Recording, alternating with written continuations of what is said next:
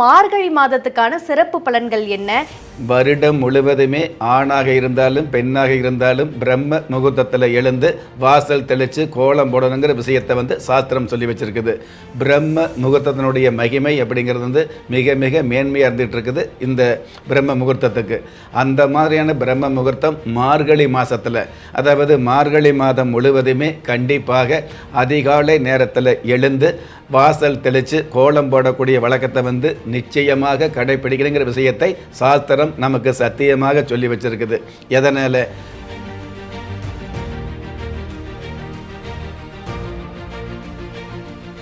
ராஜயோகம் டிவி நேயர்கள் அனைவருக்கும் வணக்கம். நம்ம ராஜயோகம் டிவியில் ஒவ்வொரு நாளும் புது புது ஆன்மீக தகவலை தெரிஞ்சுட்டு வரும். அந்த வகையில் இன்னைக்கு நிகழ்ச்சியை எடுத்து சொல்றதுக்காக ராஜயோகம் புகழ் ராஜயோகம் டாக்டர் ராம் சார் அவர்களை வெல்கம் பண்ணிடலாம். வணக்கம் சார். வணக்கம் சார். இந்த மாதம், அதாவது மார்கழி மாதத்துக்கான சிறப்பு பலன்கள் என்ன? இந்த மார்கழி மாதத்தில் பொதுவாக ரொம்ப குளிரும் அப்படின்லாம் சொல்லுவாங்க. இந்த மாதத்தில் தான் நிறைய பேர் மாலையெல்லாம் போடுவாங்க சார்.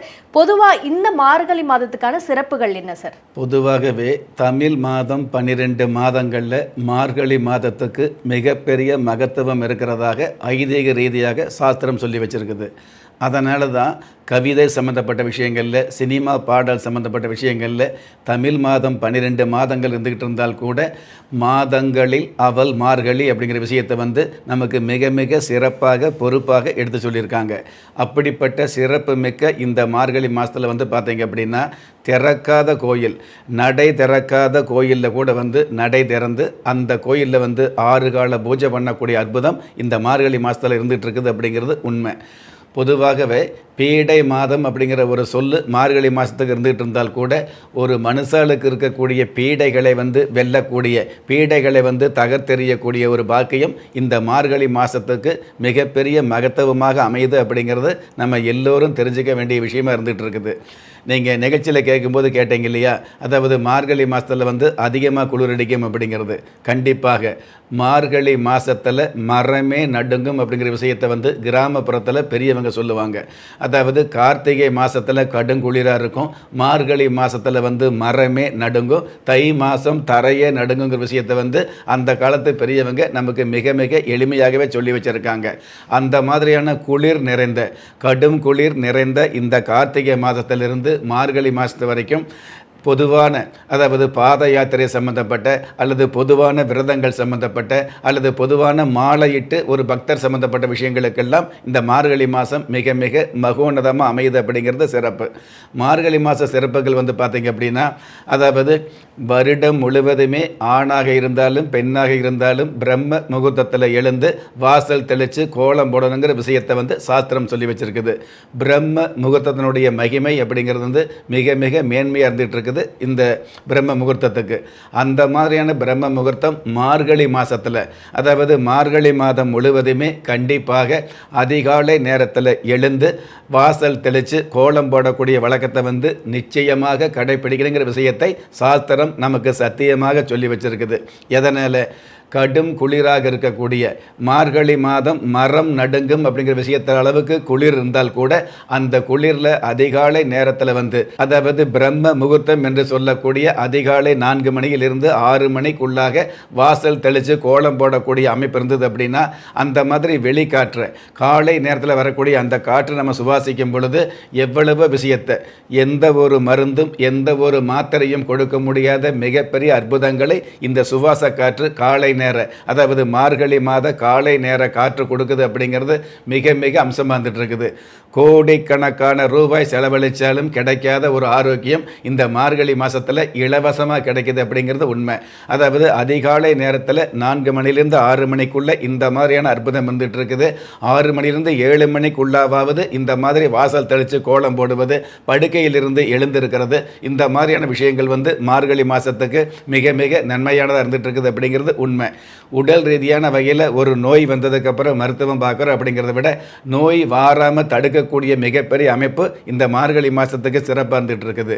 இதே மார்கழி மாதத்தில் தான் அனுமன் ஜெயந்தி, அதாவது அனுமன் பிறந்த நாளாக அனுமன் ஜெயந்தி அப்படிங்கிறது விமர்சையாக கொண்டாடப்படுது. இதே மார்கழி மாதத்தில் வைகுண்ட ஏகாதசி அப்படிங்கிறது சிறப்பு இருந்துகிட்டு இருக்குது.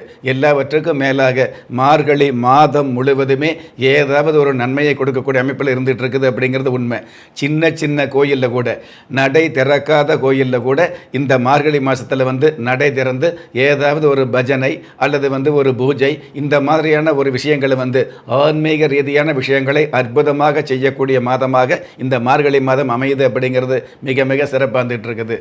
இப்படிப்பட்ட சிறப்புகள் நிறைந்த இந்த மார்கழி மாதத்தில் நீங்கள் பண்ணக்கூடிய பிரார்த்தனைகள், அதாவது சுபகாரிய சம்பந்தப்பட்ட விஷயங்களுக்கு மேலாக உங்களுடைய வாழ்க்கையில் நடக்க வேண்டிய சுப காரியங்களும் நல் பாக்கியங்களும் நல்லபடியாக நடக்கணும் அப்படின்னா மார்கழி மாதத்தில் மனதார பிரம்ம முகூர்த்தத்தில் பிரார்த்தனை வைக்கும் பொழுது உங்களுடைய பிரார்த்தனைகள் மிக மிக நிறைவாக, அப்படிங்கிறத விட மிக மிக நிறைவாக உங்களுடைய பிரார்த்தனைகளுக்கு பலன் கிடைக்குது, வேண்டுதல்களுக்கு பலன் கிடைக்குது.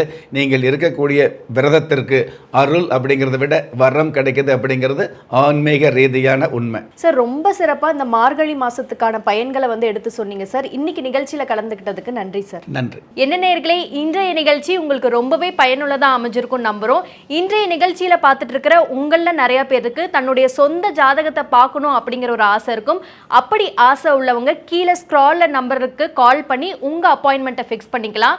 அதாவது உங்க முன்பதிவை ஃபிக்ஸ் பண்ணிக்கலாம். ஆனா இந்த number only for the appointment, அதாவது முன்பதிவிற்கு மட்டும்தான். நம்ம ராஜயோகம் டிவில புதிய புதிய ஆன்மீக தகவல், தினப்பலன், மாத பலன், ராசி பலன் ஒளிபரப்பாயிட்டு இருக்கு.